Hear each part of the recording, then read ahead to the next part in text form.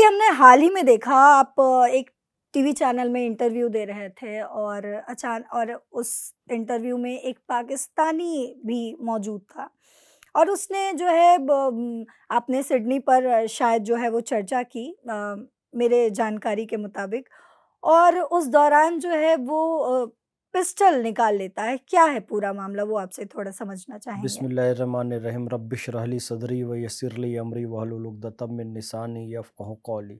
बिरादरान हिंद, अस्सलाम वालेकुम रहमतुल्लाहि व बरकातहू। जय हिंद, भारत माता की जय, वंदे मातरम।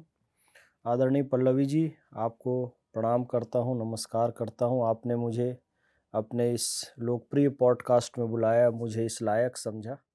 देखिए, कल मैं एक टीवी चैनल पर बैठा हुआ था, डिबेट चल रही थी।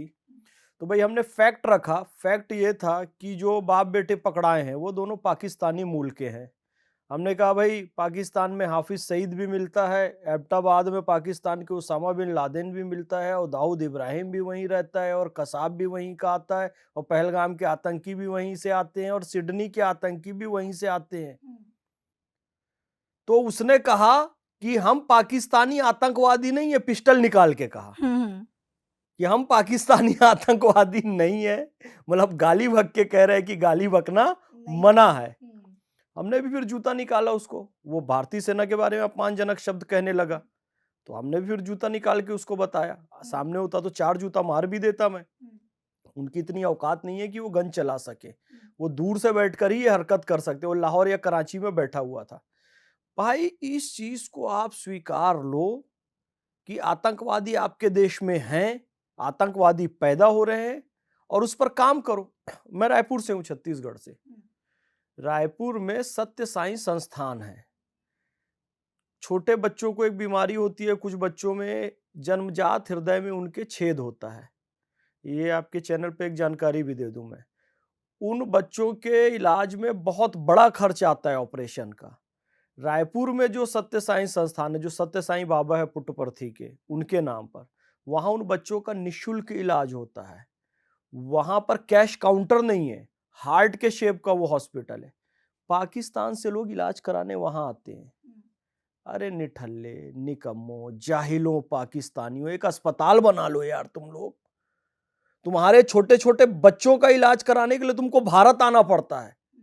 एक अस्पताल नहीं बना पाए, ढंग का एक कॉलेज यूनिवर्सिटी नहीं बना पाए, हालाँकि आप ये कह रहे हैं हालाँकि हम देखें तो और अभी आतंकवाद फैला रहे हैं। आसिम मुनीर को जो है वो सीडीएफ का पद सौंपा गया है पूरे दुनिया भर में पाकिस्तान और जो शहबाज शरीफ या आसिम मुनीर जो अपने आप को स्ट्रॉन्गेस्ट दिखा रहे हैं, आप कह रहे हैं कि पाकिस्तान में अस्पताल नहीं है। नहीं, वो तो फील्ड मार्शल है, वो पहले ही प्रूफ हो चुका है। उसकी कहीं कोई ताकत नहीं है। आसिम मुनीर फील्ड मार्शल है। आसिम मुनीर आतंकवाद का नया आका है।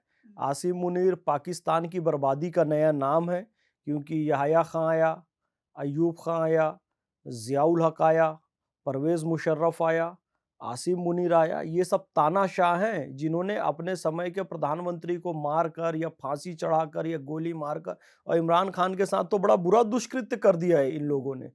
तो ये टोटल पाकिस्तान के लिए बुरी खबर है कि आसिम मुनीर अगर ताकत में आता है। अमेरिका के हाथों का पिट्ठू है ये। अमेरिका में वो बंगला ले चुका है, पैसे ले चुका है, गाड़ी ले चुका है। कुछ भी गड़बड़ हो गए लोग भाग के चले जाते हैं। पाकिस्तान की जनता पिसती रहती है। तो और अच्छा, ये बेचते भी अमेरिका वालों के लिए कबाड़ी बाजार है पाकिस्तान।